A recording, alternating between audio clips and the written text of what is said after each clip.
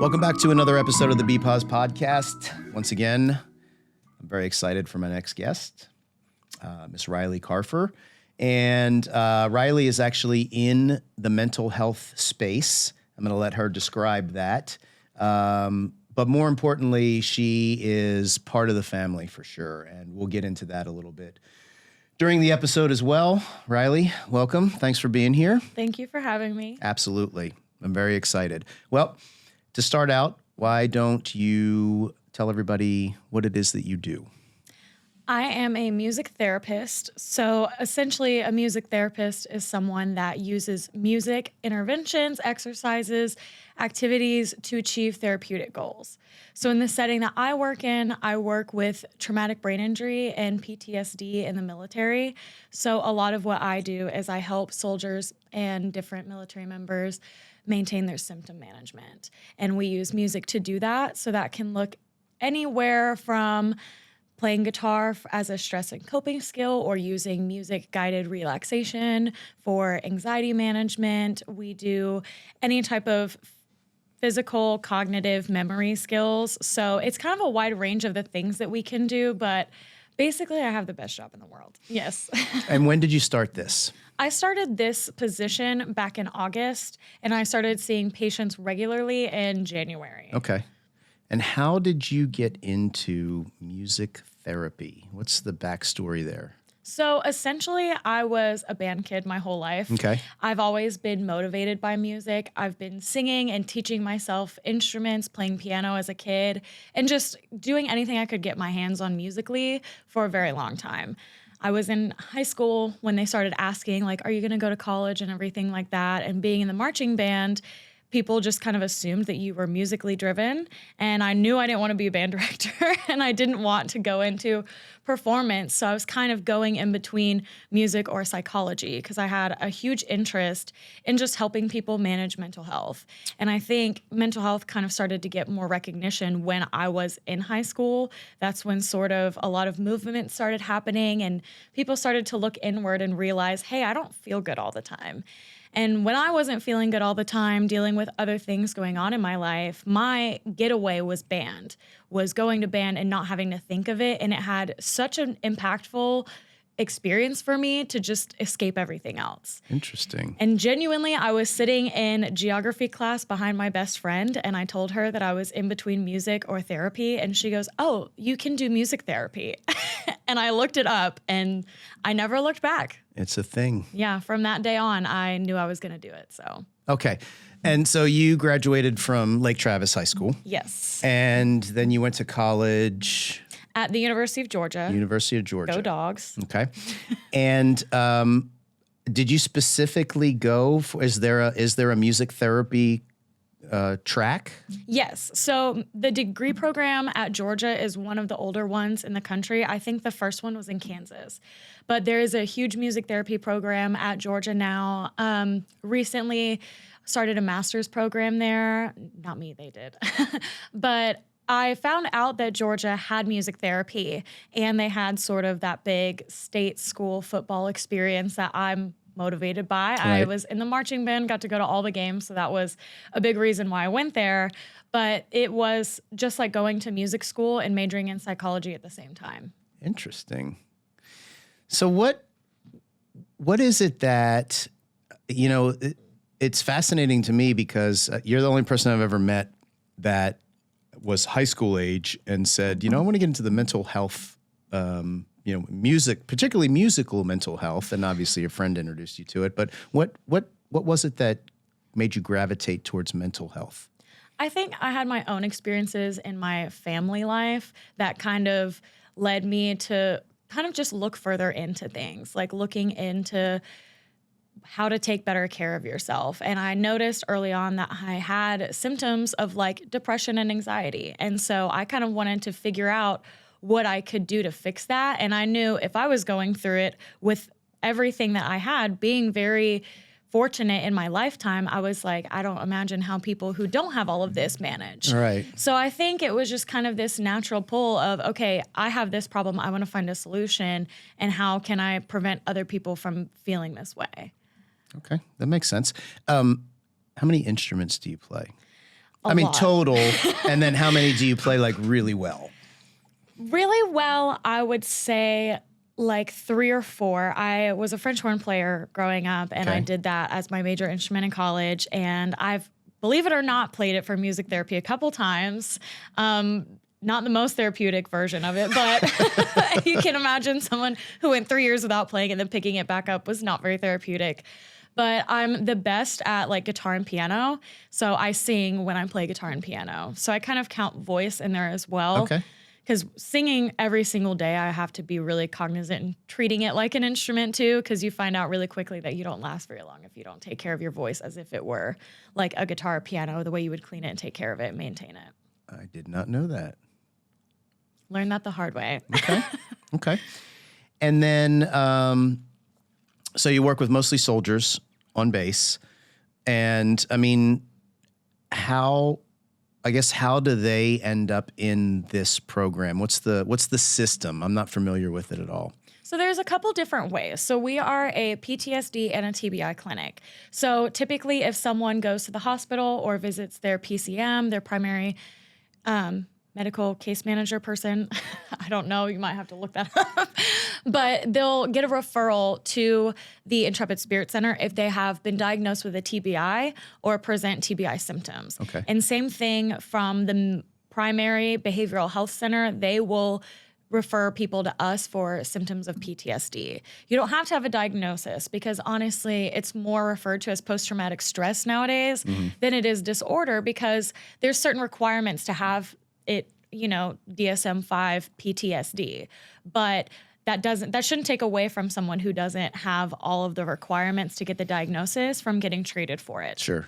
So the majority of the people that I work with are more on the behavioral health side, so more so the PTSD. Okay.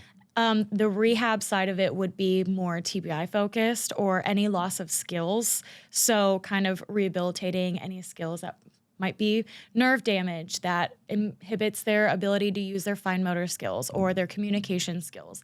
That's something we could use playing instruments or singing to address.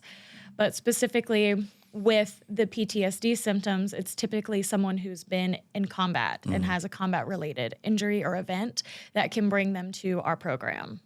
And are there a lot of these programs across the U.S.?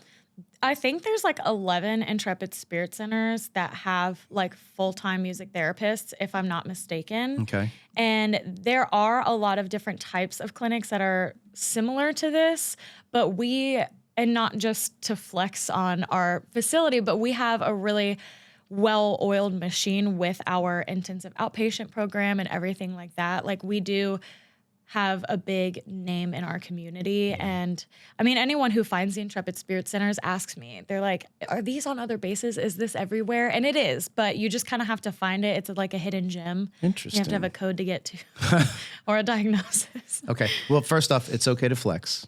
Okay, and good. be proud of what you're doing. So don't feel bad about that. So how many patients do you see normally, and how long are people in the program? Is there an average? Yeah, so I have a caseload of roughly 25 to 30 right now. Wow. Some of them I see on a weekly basis. Some of them I see biweekly. Some of them I see as often as they can come in. Okay. Because a lot of people are working on their transition out of the military, so heading towards retirement. And if that's the case, they're flooded with VA appointments and they have all these other things that they're trying to clear.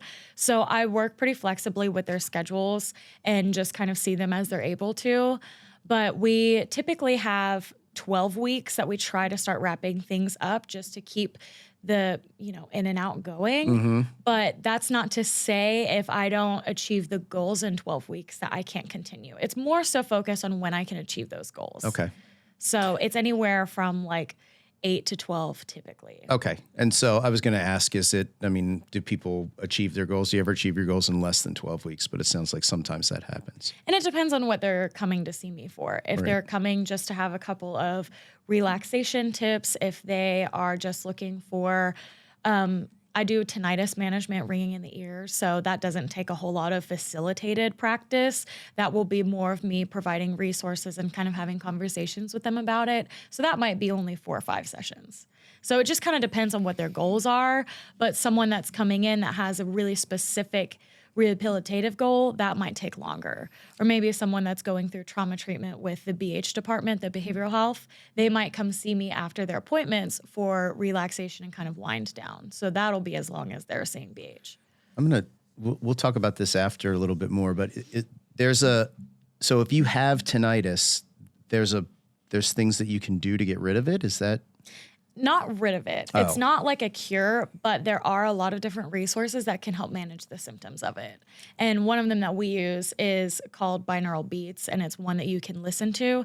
It's sort of a replacement for white noise or for soundscapes that you might find on like a Better Sleep app or the Calm app. This is something that engages your brain in almost a meditative-like state because it plays 2 different frequencies in each ear. So your brain kind of fills in the gap in between them and creates a third tone. And this is getting really neuroscience-y, but it's very cool. That is cool. So since your brain is creating that other tone, it takes away from the ringing that your brain is creating from the tinnitus damage. That's fascinating because the reason I'm asking, I've actually had tinnitus for probably 3 years now. I should have given you my resources. Yeah, all right. You should have told me. We'll talk. Okay, so how did you go from graduating from Georgia and end up into music therapy, particularly dealing with military and PTSD? It was sort of a trial and error process. Okay. I had a couple of jobs out of college. I worked in corrections, and that was exciting and short-lived, as it should be. I worked with kids and teaching music as well as doing music therapy with them. And honestly, it was truly just a right place, right time sort of situation. Yeah. And having the right networks and connections, but also, I mean, largely due to Connor, because being in the military, it was something that drew me to it to be able to travel together and be kind of in that same community. Yeah, so that's very cool. Yeah, that was a pretty sweet plan. It for was. Sure. Okay, well, eventually we're going to have to get into this, obviously, and the way that we know each other is you and my son Connor were an item. Yes. Yeah, and you went to high school together. You're both in the marching band. And is that how you originally met? Yes. Yeah. Okay. We were in the brass section together, and I just remember freshman year him just getting into all the like weird stuff that the low brass players would do, and I'd turn around on the field and see them and be like, okay, and turn back around. Yeah. Anyone that's been in band knows exactly what I'm talking about. Yes. But Yes. I've seen the videos. yes. Yeah. Yeah. Awesome. And then, so you guys during high school, you were really more friends than anything else, yeah? Yeah, we ran in similar circles and we had the same friend group, so we were hanging out all the time. We sat next to each other in the mornings before school. We were bus buddies. We went to our dances together, which was really fun. We were just wreaking havoc anywhere we could. That's awesome. But we were definitely partners in crime. That's great. And when did you guys become romantically involved? It only took a pandemic to get us to finally reconnect. And that, again, was very right place, right time. Yeah. Because throughout college, we always stayed connected. And it was always for very specific things. He would reach out to me when he had service at sea just to say, hey, I'm in the ocean. How are you? And I would reach out to him when I was stressed about things. And kind of even connecting this whole conversation between like my career and Connor, like, I looked back on some of our old messages, and apparently I messaged him my sophomore year of college saying, I want to drop out of music school. And he convinced me to stay in. Really? Because I was really stressed out. It was like the hardest semester. I was not doing well in some of my classes, but I was under a lot of pressure for the performance side of things. I had to play in ensembles, and I was just freaking out. And I was Snapchatting with him, and I was like, yeah, I might just look for something else to do. And he, word for word, said, you are so passionate about it. This has been your dream. I want you to achieve your dreams. Oh, Like, you're going to do this and kick ass. And I didn't remember that this conversation happened until maybe a month ago. And of course, it like made me fall apart. But he was always a big motivator for me, even before we were dating. Yeah. So we always stayed very close in touch, would see each other when we got home randomly for lunch and stuff. And then when the pandemic happened, he was in Fort Benning, now Fort Moore, ? Might have to like dub over that if it's different. And he came home after that instead of going back to school for the pandemic, and I was home. And he texted me and he was like, hey, I'm coming back to Austin. You want to hang out? And I was like, yes, finally. So it was really just from that point on, we knew. It was just done deal. That's awesome. Yeah. How cool. And then, so then did you guys graduate about the same time? Connor Yes. graduated Kings Point in 21 and you graduated Georgia in 21? Yes, I graduated in May and he graduated in June. Okay. And then you guys, when Connor went to flight school in Pensacola, you guys moved in together, yeah? Yes, we did. Right on. Yeah, that was awesome. It was a lot of fun. Yeah. We moved after I lived in Florida for an internship and then moved back to Texas to take my board certification exam. And then once he was done with TBS in the Marines, he was going to Pensacola and we drove from Virginia to go apartment shopping, and it was a stressful couple days. And then the next week we were moving in together. Yeah. So it all happened really fast, but I'm really grateful for that time that we had there together. Yeah. That sounds like it was a great time. Yes. Yeah. That's super cool. Well, this is, I think one of the things that I definitely want to get into. So you and Connor were, you guys were very close to being engaged, right? Which you found out after his death. Mm-hmm.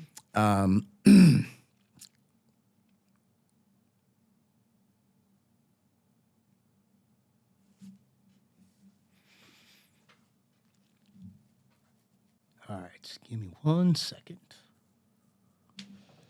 Okay, so you guys were, I think if I remember the story right, and you correct me if I'm wrong, but after Connor's death, you had found out through a friend of yours, who Connor had been texting her and sending her pictures of rings and all that sort of stuff, and was planning on asking you to marry him.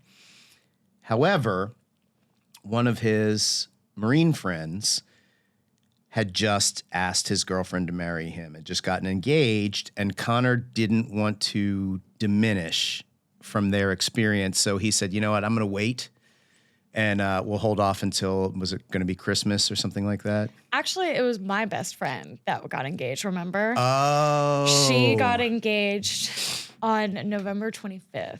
Got it. And I told him, and he decided he wanted to give it time so that it wasn't lumped together. Yeah. So. That guy and his big heart, man. Ugh. Yeah. Okay. So, and this is one of the reasons, like when I introduce you or when I talk about you to people who know Connor, I always say fiancé. And I do that because, I just, not that there's anything wrong with being a girlfriend. Mm-hmm. I just don't think it describes the relationship, how serious it was. Fiancé, I mean, even though a ring wasn't exchanged, mm-hmm. it was going to be exchanged. Yes. In a very short period of time. So anyway, just so you know, yes, I I always refer to you as Connor's fiancé. So take that. will. Thank you. Okay. So I think what I really want to dive into, because this is fascinating to me. You're somebody who professionally helps people who are dealing with trauma and in some instances, some sort of grief. And all of a sudden, you're experiencing your own personal trauma and grief. So if you're able to kind of talk about that, I mean, it's hard for me to wrap my head around, like really hard. Honestly, it's hard for me too, genuinely. So after everything happened, obviously right around the time of Thanksgiving, truly my first thought in the car on the way to your house that night, the first coherent thing that I said to my mom was, I have to quit my job. And she was like, this is your first job that you have full benefits and a regular paycheck. She was like, let's talk about that later. Let's not make any rash decisions right now. But genuinely, I didn't think I was going to be able to do it. Yeah. I truly was like, I'll just have to find something else. I got this job for him anyways. It's going to be too hard. Like, I got this job planning for our future together. Right. And so I really didn't think I was going to be able to do it. And first of all, the people that I work for are amazing. I'm in such a very lucky position to be with these wonderful people who have taken such great care of me and have worked so well with me throughout this process. And they never hesitate to let me know, like, hey, if this gets too much for you, please let us know, because we want to take care of you so that you can be the best version of a music therapist, even if that isn't always seeing patients. And I think, one thing Connor and I had in common was we're both very determined and we're both very stubborn. So I was like, no, I'm just going to do it. Once I realized quitting was not really an option and they were willing to work with me, it kind of made me want to give back to them. So they gave me the month of December to kind of recuperate. And I was doing research from home. I was teleworking, which was amazing. Wonderful how our society allows that now. So I was really able to kind of take some space and be with my emotions and, allow the shock to subside somewhat. And once I started seeing patients regularly in January, it just immediately became my motivation. Like, I'm super extroverted and very social. So whenever I interact with people, it gives me energy. So, and of course, burnout is so real, especially in music therapy, when you combine a job and a hobby, essentially. Like, if most music therapists will say it's very rare that they play music outside of their sessions, and they tell you to find other hobbies besides music because it's so hard to balance that lifestyle. Interesting. But especially with mental health providers, a lot of times you're with people in some of their hardest moments, their most uncomfortable moments. And so the burnout is very evident all the time. But honestly, the only time I get burnt out is when I'm just tired and I just need to sleep. Like, I haven't been emotionally burnt out from this job yet, and I'm shocked. But I think it's because there's something in me that just is able to, in the moment, use my experience for the better and not get caught up in it being about me. Yeah. So I have had some patients come in that wanted to process some grief and wanted to do some grief work. And because of my experience, I've actually been really successful with those patients. That's what I was going to ask you. Yeah.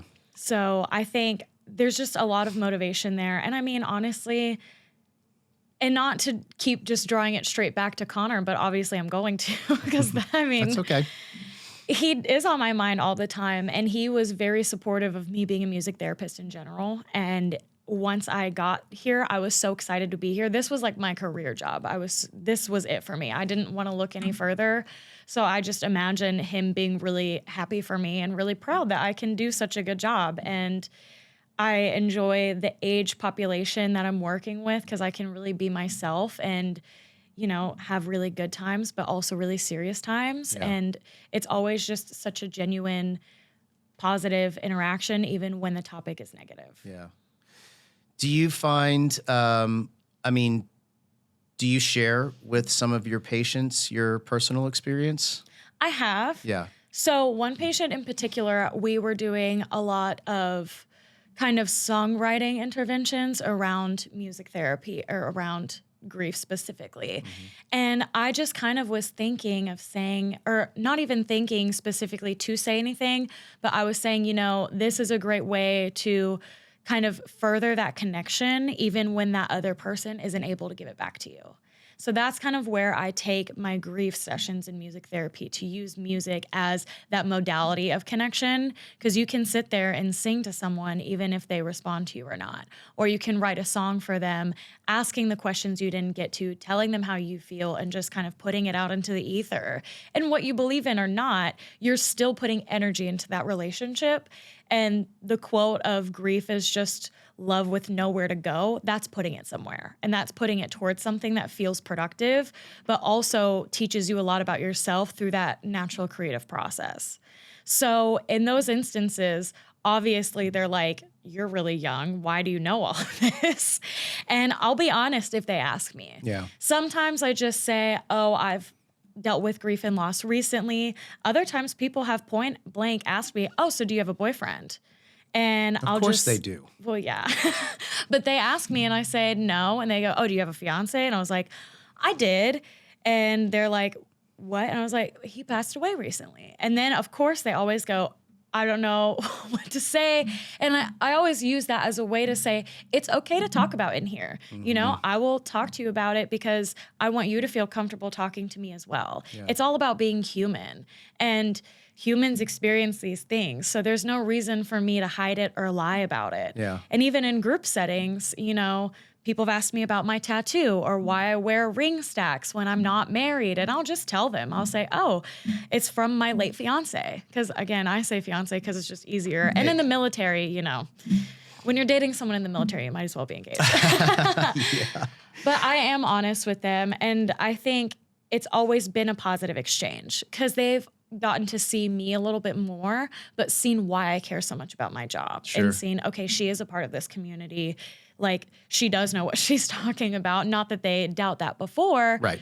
but it just kind of furthers that interaction when I am able to share it. Yeah, it's definitely emphasizing even more credibility, and especially for somebody as young as you. Yeah. Yeah, that totally makes sense. And then, you know, throw in the fact that he was a Marine, I bet that when somebody comes to you and they're dealing with an issue, and then they learn that you are also dealing with this issue and they see how you're doing it and they see that you're moving forward and that you're, you know, doing positive things and having, you know, let's just say success for lack of a better word. Yeah.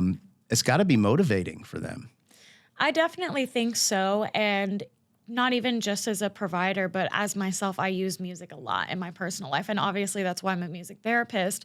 But I always take that opportunity to show them, like, you know, I've had really hard days, but I'm able to be here and smile and enjoy this time with you because I'm invested in what we're doing. But I also use music myself to help me through these hard times and emotions. Yeah. And even on my way into work, I'll play music to kind of hype me up a little bit, or I'll play music to be with my emotions. For a while, I cried every day on my way to work just to get it out of the way. And then I would get to work and I would be fine for the rest of the day because I already spent that time with my emotions. So I like that statement that you said earlier too. Grief is love with nowhere to go. Is that what? I did not make this up, so don't quote me on this, but that's a famous quote that I've heard a lot, is that grief is just love with no place to go, or no one to put it to, I guess. That's interesting. I've never heard that before. That's surprising. Yeah, no. Yeah, it's not that surprising. I think a question that comes up is in your line of work, working with soldiers,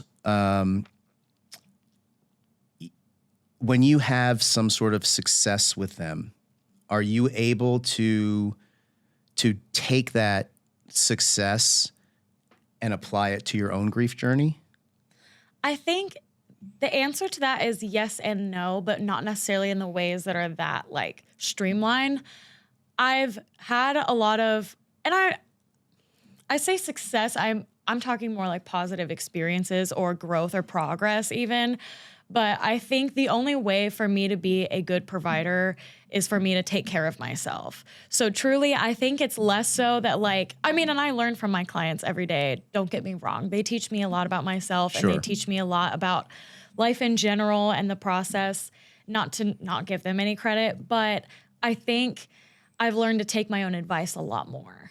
And that being to actually genuinely engage in self-care. And I mentioned it before with people in mental health, they really strongly emphasize that. And I think I always thought I knew what that looked like, but I never needed it until now. And I think I was definitely set up for success in many ways, but at the same token, I took a lot of what I've learned working with this population specifically and applied it to my own life. Yeah, that makes sense. Like specifically sleep hygiene or remembering some of the things that I've learned in other groups or even my group. I have like a whole grief playlist that I listen to, and even something that I had encouraged one of my patients to do was to play songs for that person that reminded them of that person. And I did my own version of that on Connor and I's anniversary. I took it off from work and I stayed home. And I used to, when we were long distance and he was in the ocean or at TBS, what have you, a lot of long distance in our relationship. But I would record videos of myself singing and I would send them to him. Oh, that's awesome. And it started with the song By and by Camp. And he just sent it to me one day when he was at sea and was like, this made me think of you. And I recorded myself playing it and sent it to him without even telling him. And so that just kind of became a thing. And I've recorded maybe like, I want to say almost 10 or 15 videos for him over the years. Wow. Because it was for Valentine's Day, for his birthday, or just randomly when I was thinking of him. So what I did on our anniversary was I recorded myself singing all of those songs. I have them on video as if I was going to send them to him. Wow. Like I mimicked that experience as much as I could, but to spend time with him that day. Yeah. And I remember these videos that will never be shown because I'm wearing his like Kings Point sweatshirt. I'm wearing his Kings Point hoodie with the ties tied all the way. And I have like little neon zip patches all over my face because I was a mess. Yeah. And I was crying in between them. But it just truly felt like I was playing these songs and sending them to him. Or even while I was sitting there playing, I was like laughing. And I was like, sorry if I messed up, like apologizing to him. Because I would also send him some of my blooper videos because that happens a lot. But that's kind of a lot of what I do is I use music in intentional listening. So I have playlists for all of my moods to kind of help with those emotions because you can't ignore them and you can't hide from them. And you really don't need to always be alone with them. And music can be a good replacement for having to call somebody and cry to them or, you know, be with people because it's hard to ask for help or it's hard to ask people, you know, after a month or so to, hey, I still want to talk to you all the time. Sure. That, you know, everyone reaching out, that goes away after a while. Yeah. So I think for me, I've heavily relied on listening to music and honestly, that more than anything, or even using it as like a distraction as anxiety management, just to put that extra energy into something that's productive. So That's super powerful. Yeah, you know, it's there's no doubt that music definitely can speak to you. And that's, you know, not just in grief. That's in, you know, moments of joy or, you know, anger or any of that sort of stuff. I mean, there's a song for every emotion, I think, out there. Definitely is. Yeah. Interesting. So what genre of music do you mostly gravitate towards, or is there one? You know, honestly, in my practice, like with my patients, I play whatever they want. So if they come in and they only want to listen to Metallica, I'm going to learn some Metallica. Or if they come in and they only want to use reggae, we're going to use reggae. It's always what they want to know. Okay. On my own time, it used to be all of Taylor Swift, and it still is, honestly. But honestly, it's been a lot of country. And it's funny because Connor was a huge country music fan. Yeah. And it was almost like his secret. Like you wouldn't have guessed it, but he listened to it all the time. Yeah. And he was a huge Zach Bryan fan, Tyler Childers. And I would listen to this music with him all the time. And that's honestly most of the music that I listen to now and the music that I play. Yeah. And as ironic as it is, I have a lot of patients come in, and I guess it's just like a young man in the military genre to like Zach Bryan and Tyler Childers, because they'll come in and they're like, oh, my favorite artist is Zach Bryan. I'm like, well, thank God I know all of his repertoire and I know how to play it because I taught it to myself as part of my like grief processing. Interesting.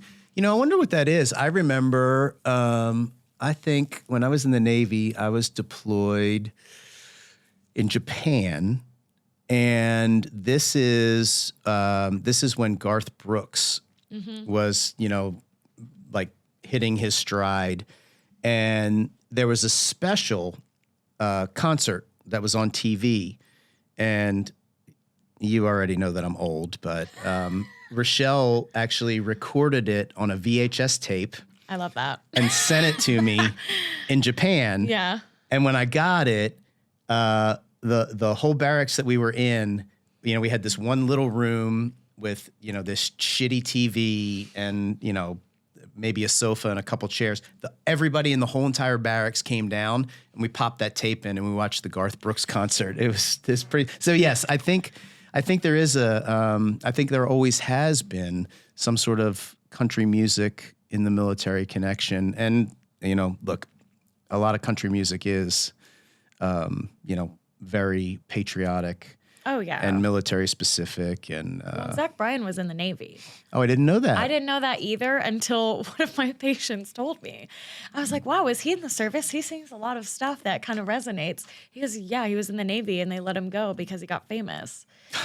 But all of his songs, patriotic or not, are about like loss, either loss of a relationship, being with someone that has lost a relationship. A lot of his songs have really hard-hitting lyrics. And a lot of country music is typically love or breakup songs. But I think this new wave of country music, and not to go off on a tangent, has really focused more on that deep, hard-hitting emotional context. So it's really beneficial to use stuff like that you can always tie back into what you're experiencing.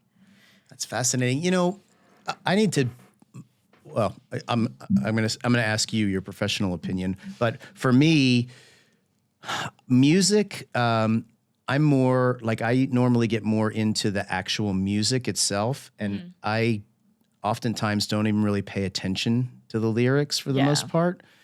Do you think there's one that's more or less important, or is it the combination of music and lyrics together that you know, is more or less impactful? I think it depends on the listener, for sure. Okay. Because one example that I'll give you is I'll have people make a stress playlist, and they can either do it in order of songs that make them happy or songs that have instrumentation that makes sense for that progression. So I'll have them start, and this is really music therapy time. All right. Here's your lesson That's great. today. Perfect. We utilize what's called the ISO principle, which means to meet your client where they are at. So in order to achieve your end state goal, you have to meet them at their current state. So, for example, in a stress playlist, I would tell them to pick their first song to be a song that matches them when they're the most stressed. Typically, it might sound like an anger song. Mine is Rage Against the Machine, obviously. And other people, it might be something that's just really fast that matches their heart rate. And other times people will kind of gravitate towards like, oh, so I'm making an anger playlist. I'm like, no, actually, you're going to pick your first song to be the song that matches your energy when you're in that heightened state. And then your last song is going to be your end state goal. So if my first song was Rage Against the Machine, my end state goal might be Somewhere Over the Rainbow, the Ukulele Island version. Okay. So in between, I'll fill it in with songs that will gradually bring my heart rate down as well as my mood transferring. So that way, it's not necessarily a light switch, but it's a gradual progression that can work a lot more effectively than just listening to a song and expecting to feel better. It's more realistic. Some people will just do a whole happy mood playlist, but this you can either pay attention to what the song is saying, or I tell them to go online and look up the beats per minute for each song and to gradually make it slower and focus on the instrumentation. So all heavy metal and rock music has a lot of instrumentation. So you've got your drums, bass, guitar, multiple vocals, sometimes other instruments. So starting with that louder music with more noise and then ending with maybe instrumental, like just one piano or just guitar and voice, and kind of focusing on it that way. So you're also taking away like the complexity of those emotions to get to that calmer state. Is there an optimum number of songs between beginning and end? I do 9 on my worksheet that I created myself. Okay. And that's because that roughly ends up to be about 30 minutes of listening, depending on how long your songs are. Oh. Right? Yeah, it can be. But typically, I do it that way so that they can pick like a a heightened state, a mid state, and an end state song. So with the odd numbers, that would be 1, 5, and 9. And then they can just fill in the gaps. So I tell them to pick a playlist, but make it to where it's a time frame that you can listen to it all in one sitting from beginning to end. And don't hit shuffle because that defeats the purpose. I'm like, be careful if you're using Spotify or a different app because do not shuffle them. But I say about 30 minutes. Okay. Yeah, that makes sense. Yes, it would be terrible to start off with your calm state and end up in your... it'll have the opposite effect. Okay, good to know. Noted. All right, 9 songs. I'm going to start working on that this weekend. I'll send you my worksheet. Perfect. You're welcome. All right, I love it. I think that I agree with you wholeheartedly, and I think, all of us, our whole family would agree that, no doubt, the fact that you have continued on and pushed through this, Connor is 100% proud. Number one. And number two, I'm super proud of you because, one of the things that I said at Connor's funeral was, the question I threw out there for everybody to answer on their own, was what could we do? What could you do in your life, to honor or make him proud? And you're doing it. I mean, you really are, which is awesome. That definitely is a lot of my motivation. And I think, even when he was here physically, I would text him when things would go well. He would always ask me how my sessions went. And he would always be there to say, great job, or you're killing it, anything like that. So I think when I have a really good session and I feel really proud of myself, I just imagine what he would be saying. And I'm sure of it too, honestly. Yeah.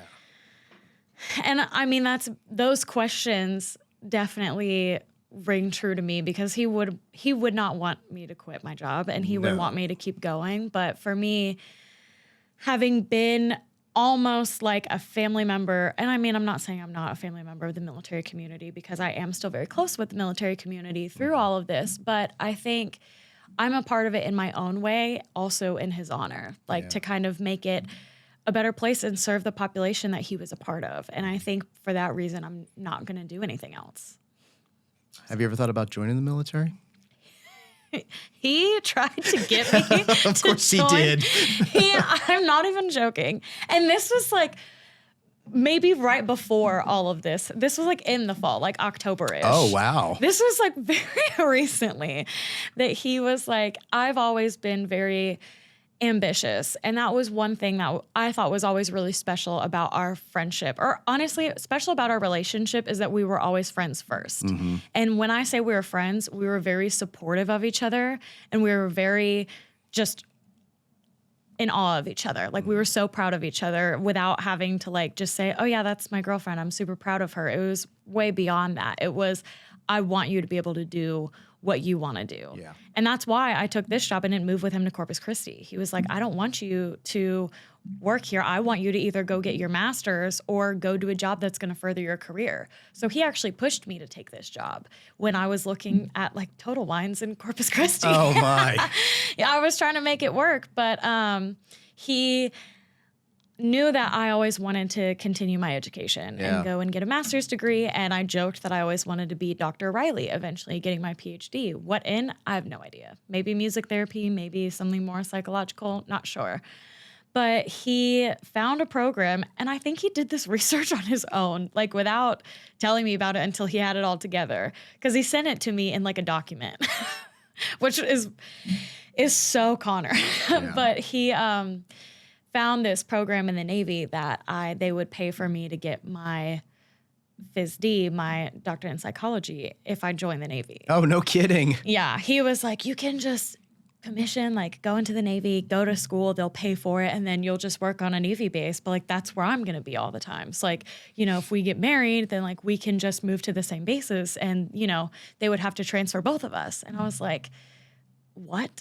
And the first question I said, I was like, I don't want to have to take out my nose ring. But I was like, don't I have to take a physical fitness test and stuff? And he was like, you can pass the Navy women's physical fitness test. Ouch. Yeah, I was like, okay, you have a lot of ambition for me. But, and of course I told my dad that, and he to this day is like, so when are you joining the Navy? I was like, I'm not.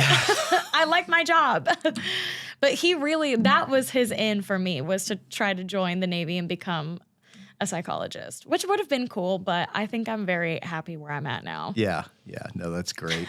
Yes. And I will tell you, we've never talked about this, but I had a conversation with Connor, and this actually wasn't specifically about you, but I told Connor, hey, when you're figuring out who it is you want to spend the rest of your life with, for what it's worth, my suggestion is definitely, find somebody who has goals and is ambitious. Not just, somebody who's there to just support you in everything that you do. And he just looked me in the eye and he said, Rylee is exactly like that. Yeah. So I was like, hey, good for you. Yeah. Good going. So yes, your assessment of yourself is very accurate. Thank you. Yeah. And I think I honestly, throughout all of this process, like trying to make sense of everything that's happened, and I know that's something that we've all been doing. But one thing that he said to me specifically when I think this was even before we moved in together, but he told me that one thing that he really loved about me was that I could take care of myself. Yeah. And he said that he really liked that I was very driven and focused on my career, but also just very like independent or self-sufficient. Is that the word I'm looking for? Sounds good. But he said that he trusted me to be okay if he ever got deployed, if he ever had to leave. Yeah. He was like, I wouldn't worry about you. I would just be able to vibe and know that you were okay and that you were taking care of business and you were taking care of yourself. I wouldn't be stressed out leaving you. Yeah. And I think, when all this happened, I was like, why the hell would he leave me here by myself? But it's because he knew I could do it. And, that's kind of how I've been able to keep going, is he thought I could do it. So he wouldn't have left if I couldn't keep my life together and figure something out. Wow. He wouldn't have let himself. Not that he had a choice, but, Yeah. some part of me thinks that, like, he felt confident in that everyone was going to be okay. And if we weren't, he would have done something different. I don't know. Yeah, that sounds about right. That's pretty powerful. Okay, so look, aside from, music and music therapy and all that sort of stuff, is there anything else that you do to, kind of continue navigating this journey? One thing, and this is going to sound like an infomercial, one thing that I started doing recently was yoga. And hot yoga specifically. Yeah. But I think truly it's part of that self-care, but something just to kind of feel like myself again. Yeah. And yoga is something that I've always done or not always done, but I've leaned on in my free time to just feel holistic and kind of be in tune with myself. And I think that's one thing that I've picked up. And when I say recently, I mean like 2 weeks ago. And, that has been of huge impact on just my mental state, on actually being able to focus on positive things and not be in this negative headspace all the time. Yeah. And I think that's been a big part of it too, is like trying to find things that could just make me happy. And even if I'm not happy with life in general, just make me feel good in the moment. Yeah. And some of those things might be going and spending time with friends, which, I have to travel to do, which has been exciting. But a lot of it has revolved around that self-care. So it might look like cooking meals for myself and going to the farmer's market, and then realizing that Connor and I used to go to the farmer's market every Saturday and make random meals out of it. And I didn't think about it until after I did it. It was just a natural instinct of mine. So just kind of finding those little skills and hobbies that I would be proud of in flexing myself, just to kind of, in a way, like better myself and continue moving forward and just have more things to be excited about. Yeah. So the yoga thing, do you think it is, do you think it's the physical aspect of yoga? Do you think it's more the, I've only done yoga, a handful of times, and I had nothing against it at all. I mean, it's not easy. No. Or do you think it's the thing that always derailed me in yoga was at the end where there was the meditation part and the humming or that one I would just get lost and my brain I couldn't get my brain to shut down, and maybe that's because I just am not good at it. But Right. Do you feel like it's I'm just going to use the word spiritual to describe that. Do you think it's more the physical part or the spiritual part or a combination of the both? I would definitely say a combination of the both, because I've always been a very active person. Connor and I would both be active all the time and encouraging each other of activity and stuff. And he also used to do yoga, which is hilarious. He did yoga with Adrian on YouTube. I don't know if I can say that, but he did. So it's something that I feel like in the moment is good for my body, and exercise, is a really good outlet for emotions and to kind of feel in tune with your body. But mixed with the spirituality, it's really grounding, and it kind of gives me a chance to do things physically that I don't normally do and then be proud of myself afterwards. And it's a way to in my mind, thank my body for being here and appreciate my body for the things that it can do. And it has kind of given me that grounding and that perspective of being happy to be here that I needed. Yeah. Because for a while, I really was very much so not happy to be here. Yeah. And very much resenting the fact that I was still here. And of course, I have a lot of motivation keeping me going and a lot of things that I am here to do, and I know that, but I wasn't very appreciative of my physical life. And I think being in yoga and being able to thank my body for the wonderful things that it can do, thank myself for setting aside time for myself, and then at the end using that meditation or what have you to just kind of think about whatever you want. And I do spend that time either praying or making it an actual spiritual experience, or just kind of thinking of all of my intentions that I set for myself, or even intentions that I think Connor would want me to set. Yeah. And it's just kind of a way for me to, in a different way, be really grateful for things. I never thought about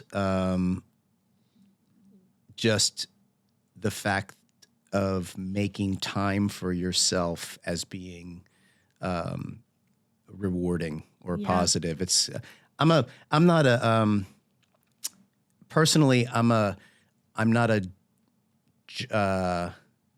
I don't enjoy the journey until I get to the end of it. Right? Rochelle and I are a little bit different. She's she takes in the journey as it's going along. Yes. I put my head down and all I think about is the finish line, and then I look back on the journey. So yeah, I've never thought about actually making the time is the first step. Right. Part of the journey. And I think it's that time for reflection too, that is with any hobby kind of like that. And I mean, music practice is the same way. I always tell my patients, if they're learning music to use as a coping skill outside of sessions, don't make it something that you have to just check a box for. Make it something that you're going to make time for because you deserve it and because you want to. The minute it becomes frustrating and something that you don't want to do, stop doing it because it's not serving you. And yoga is something that, on my way there, I'm wanting to go home and go to sleep. But once I get there, it's a really great experience. Yeah, yeah. So it's just doing something that you're going to thank yourself for afterwards. I'm fascinated by that. So do you think the hot part of hot yoga has a contributing factor as well? I think just the sweating of the toxins is really powerful. The reason I'm going to hot yoga is because I made my coworker go with me, and she said, I'm not doing regular yoga. I only do hot yoga. And I was like, okay, I guess I'm only doing that. I guess you're the boss of me. So I would go with her for that reason. But one thing that they would say is breathe in something positive and exhale something negative. Yeah. And I think of sweat or the hot yoga aspect of it is helping your body get rid of the negativity. Sure. And that's something that I've really had to focus on, because even though I can turn it on in front of patients and be positive in that moment, that feeling is fleeting. And so finding that positivity outside of just my work so that I have a good work-life balance has been my current journey. So I found out how to make work positive and a good experience, but I've been trying to find more things aside from just that. Because as awesome as it is, and as much as I love it, and I could sit here and talk all day, that shouldn't be your only source of wellness and healing. Yeah. Yeah, that's not healthy. Yeah, well, there's also, and I know Rochelle's going to listen to this and she's just going to roll her eyes, but so there's also, there's heat shock proteins, right? So heat therapy and cold therapy are things that are very good for your body, also good for your mental state. So yeah, I'm trying to get somebody on to talk about somebody that's an expert in that, both cold therapy and heat therapy. Because that stuff fascinates me. Like, while I may not be able to do yoga very well, I feel like I could sit in a sauna and bake myself. Absolutely. Or, freeze myself in a cold plunge tank for sure. For sure. Yeah. Well, maybe one of these days I will meet you at your hot yoga class and I'll give it a shot. Absolutely. Yeah. Well, look, once again, thank you so much for coming in. I mean, this is super meaningful. I always enjoy spending time with you. I always have. And something I always wanted to let you know is no matter where you go on your journey or what's next for you in life, you will always be part of our family. Yeah. So with that, I guess to circle back, I need 9 songs. Yes. To take me on my A to Z journey. So I'll go ahead and work on that. But, I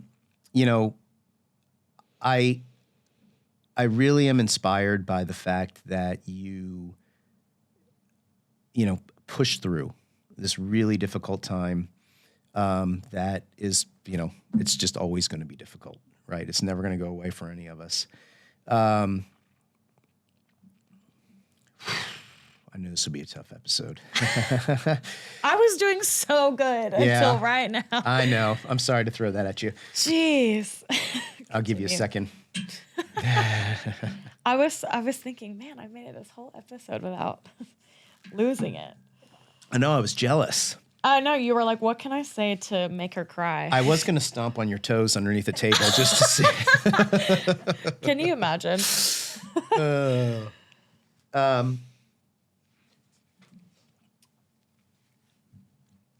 the fact that you are continuing on this journey, I think is great, is noble. Connor's proud, we're proud. I'm